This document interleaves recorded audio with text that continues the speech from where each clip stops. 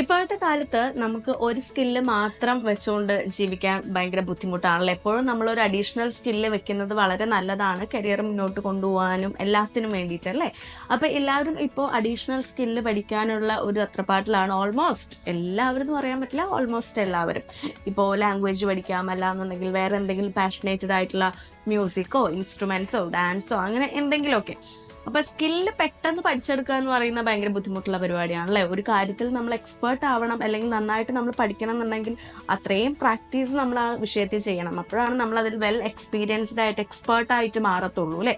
അപ്പൊ എങ്ങനെ നമുക്കൊരു സ്കില്ല് പെട്ടെന്ന് പഠിച്ചെടുക്കാൻ പറ്റും? എന്തെങ്കിലുമൊക്കെ ഒരു ടാർഗറ്റ് വെച്ചിട്ട് നിങ്ങൾക്ക് അതിന് വേണ്ടിയിട്ട് പഠിക്കണം, അപ്പൊ കുറച്ചും കൂടെ ബെറ്റർ ആയിട്ട് കുറച്ചും കൂടി ഈസിയസ്റ്റ് വേയിൽ പെട്ടെന്ന് പഠിച്ചെടുക്കണം എന്നൊക്കെ ആഗ്രഹമുള്ളവരാണെന്നുണ്ടെങ്കിൽ ഈ വീഡിയോ തീർച്ചയായിട്ടും കാണുക. Welcome to Just talk.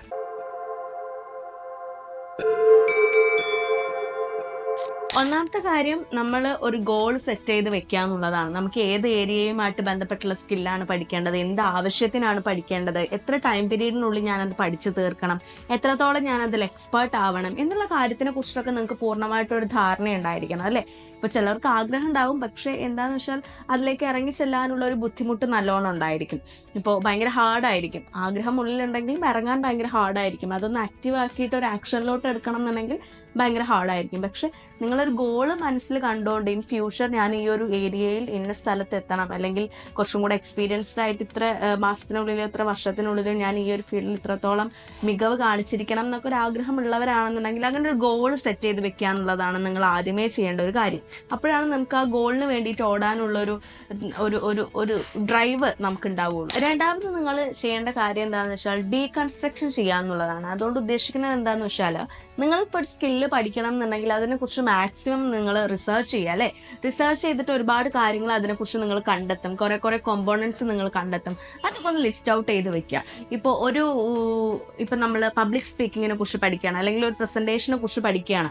ആ പ്രസന്റേഷൻ എങ്ങനെ ചെയ്യണം എന്നാണ് നിങ്ങൾ പഠിക്കേണ്ടതെന്ന് വെച്ചാൽ അതാണ് നിങ്ങളുടെ മെയിൻ സ്കിൽ എന്ന് പറയുന്നത്. അതിൽ സബ്ബായിട്ട് നിങ്ങൾക്ക് കുറെ കാര്യങ്ങൾ പഠിക്കാനുണ്ടായിരിക്കും. ഇപ്പോൾ ഫേഷ്യൽ എക്സ്പ്രഷൻസ് പഠിക്കാനുണ്ടായിരിക്കും, നമ്മുടെ ജെസ്റ്റേഴ്സ് നിങ്ങൾക്ക് പഠിക്കാനുണ്ടായിരിക്കും, ബോഡി ലാംഗ്വേജിനെ കുറിച്ച് നിങ്ങൾക്ക് പഠിക്കാനുണ്ടായിരിക്കും, പ്രസന്റേഷൻ എങ്ങനെ ചെയ്യണം, അല്ലെങ്കിൽ PPT ആയിട്ടൊക്കെ എങ്ങനെ ചെയ്യണം എന്ന് ചോദിച്ചാൽ അതിൽ നമ്മൾ കുറേ കാര്യങ്ങൾ, സ്ലൈഡ്സ് എങ്ങനെ ഇൻക്ലൂഡ് ചെയ്യണം, ഇമേജസ്, വീഡിയോസ്, എങ്ങനെയൊക്കെ ടെക്സ്റ്റ് കൊടുക്കാം, അതിനെ കുറിച്ചിട്ടും കുറേ കാര്യങ്ങൾ നിങ്ങൾ പഠിക്കാനുണ്ടായിരിക്കും. അപ്പോൾ ഒരു പ്രസന്റേഷൻ എന്നത് നോക്കുമ്പോൾ ആ ഒരു പ്രസന്റേഷൻ എന്ന് പറയുന്ന ഒരു സ്കില്ല് പഠിച്ചെടുക്കുക എന്ന് പറയുന്ന അതിന് സബ്ബായിട്ട് വരുന്ന കുറേ കോമ്പോണൻസ് ആണ് ഈ ബോഡി ലാംഗ്വേജസും ഫേഷ്യൽ എക്സ്പ്രഷൻസും, നമ്മളെങ്ങനെ ഹാൻഡൊക്കെ എങ്ങനെ ജെസ്റ്റേഴ്സൊക്കെ എങ്ങനെ കൊണ്ടുവരണം എന്നുള്ളതൊക്കെ.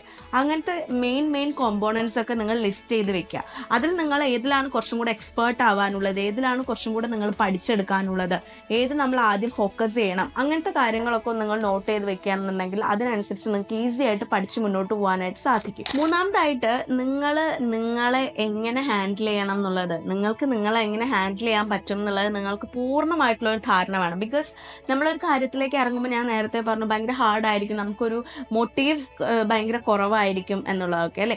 അപ്പോൾ ഒരു പ്രശ്നം വന്നു കഴിഞ്ഞാൽ, അല്ലെങ്കിൽ ഒരു മോട്ടിവേഷൻ കുറയുന്ന സമയത്ത് നിങ്ങൾ എങ്ങനെ കുറച്ചും കൂടെ മോട്ടിവേറ്റഡ് ആയിട്ട് ആ ഒരു വിഷയത്തിലേക്ക് ഫോക്കസ്ഡ് ആവാം, ഒരു ഇഷ്യൂ അതിൽ വന്നു കഴിഞ്ഞാൽ എങ്ങനെ അത് സോൾവ് ചെയ്യാം എന്നുള്ളത് നിങ്ങൾക്ക് നിങ്ങളെക്കുറിച്ച് തന്നെ പൂർണ്ണമായിട്ടുള്ള ഒരു ധാരണ വേണം.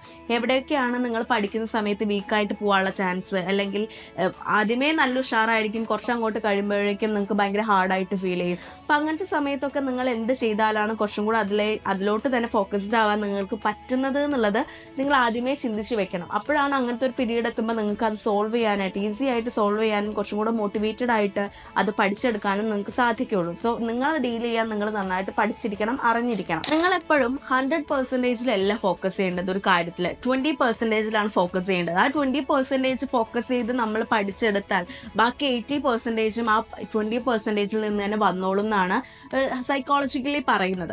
ഇപ്പോൾ താൻ പാതി ദൈവം പാതി എന്നൊക്കെ പറയും പോലെ നമ്മൾ 20% ഇട്ടാൽ ബാക്കി 80% നമുക്ക് കിട്ടിക്കോളും. ഓക്കെ, അപ്പോൾ എപ്പോഴും നിങ്ങൾ ആ 100% ഫുൾഫിൽ ആക്കാൻ വേണ്ടിയിട്ട് ഇങ്ങനെ നെട്ടോട്ടോടേണ്ട ആവശ്യമില്ല. നിങ്ങൾക്ക് എന്താണോ പഠിക്കാനുള്ളത് അതിൽ മാക്സിമം നിങ്ങൾ കോൺസെൻട്രേറ്റ് ചെയ്യാൻ, നന്നായിട്ട് പഠിക്കുക. ബാക്കി നമ്മുടെ പ്രാക്ടിക്കലിലൂടെ ബാക്കി 80% നമുക്ക് നേടിയെടുക്കാനായിട്ട് പറ്റും. സോ നിങ്ങൾ ഭയങ്കര എന്താ പറയുക, ഭയങ്കര ബുദ്ധിമുട്ടിയിട്ട് അല്ലെങ്കിൽ ഇത്രയും പഠിക്കാനുണ്ട് എന്നൊക്കെ വിചാരിച്ചിട്ട് അങ്ങനെ ഹെക്റ്റിക് ആയിട്ട് നിങ്ങൾ ഇരുന്ന് ചെയ്ത് കഴിഞ്ഞാൽ ഭയങ്കര ബുദ്ധിമുട്ടായിട്ട് നിങ്ങൾക്ക് ഫീൽ ചെയ്യും. സോ നിങ്ങൾ എപ്പോഴും ആ 20% എന്താണോ എങ്ങനെയാണോ എന്നുള്ള കാര്യത്തിൽ നിങ്ങളൊന്ന് ഫോക്കസ് ചെയ്തിട്ട് പഠിക്കാനായിട്ട് നോക്കുക. അതുപോലെ ഒരു ടൈമിൽ ഒരു സ്കില്ല് പഠിച്ചെടുക്കാനായിട്ട് നോക്കുക. എപ്പോഴും 2 സ്കില്ലൊന്നും അറ്റ് എ ടൈം പഠിച്ചെടുക്കാൻ നോക്കണ്ട. കാരണം മുൻപ് ഞാൻ ഒരു വീഡിയോയിലൂടെ പറഞ്ഞിട്ടുണ്ട്, നമ്മുടെ ബ്രെയിൻ എന്ന് പറയുന്നത് മൾട്ടി ടാസ്കിങ്ങിന് പറ്റിയിട്ടുള്ള ഒരു സംഭവമല്ല. കാരണം നമ്മൾ രണ്ട് കാര്യം ഒരു ടൈം ചെയ്തു കഴിഞ്ഞാൽ നമുക്ക് രണ്ടിലും വല്ലാണ്ട് ഫോക്കസ്ഡ് ആവാൻ പറ്റില്ല. ഒരു 100% റിസൾട്ട് അതിൽ നിന്ന് കിട്ടിക്കൊള്ളണം എന്നില്ല. സോ അറ്റ് എ ടൈം ഒരു കാര്യത്തിൽ അല്ലെങ്കിൽ ഒരു സ്കില്ല് മാത്രം പഠിക്കുക, അതിൽ കൂടുതൽ എക്സ്പേർട്ട് ആവാനായിട്ട് നോക്കുക. അല്ലെങ്കിൽ അവിടെ ഒന്ന് ഇവിടെ ഒന്ന് എന്ന് പറഞ്ഞാൽ രണ്ടിലും നമുക്ക് എക്സ്പേർട്ട് ആവാൻ പറ്റിക്കൊള്ളണം എന്നില്ല. ഓക്കെ, അപ്പോൾ എപ്പോഴും മൾട്ടി ടാസ്കിങ് നിർത്തിയിട്ട് ഒരു കാര്യം ചെയ്യുമ്പോൾ അതിൽ തന്നെ ഫോക്കസ്ഡ് ആയിട്ട് അതിൽ നിന്ന് റിസൾട്ട് ഉണ്ടാക്കാനായിട്ട് നോക്കുകയാണ് ചെയ്യേണ്ടത്. അപ്പോൾ ഇതൊക്കെയാണ് മെയിനായിട്ട് ചെയ്യേണ്ടത്. പിന്നെ നിങ്ങളുടെ പ്രാക്ടീസ്, അത് വളരെ ഇമ്പോർട്ടൻ്റ് ആയിട്ടുള്ള ഒരു കാര്യമാണ്. നമ്മളെപ്പോഴും ഒരു ലാംഗ്വേജ് പഠിക്കുക. ഇപ്പോൾ ലാംഗ്വേജ് ഒക്കെ പഠിക്കുക എന്ന് പറയുന്നത് നമ്മുടെ ഓൺലൈനിലൂടെ ഒത്തിരി എന്താ പറയുക ക്ലാസ്സുകളും അല്ലെങ്കിൽ ട്യൂട്ടേഴ്സിനൊക്കെ നമുക്ക് അവൈലബിൾ ആണ്, ആപ്പുകൾ അവൈലബിൾ ആണ്, പെയ്ഡ് ആയിട്ട് നമുക്ക് പഠിക്കാനുള്ള സിറ്റുവേഷൻസ് ഒക്കെ അവൈലബിൾ ആണ്.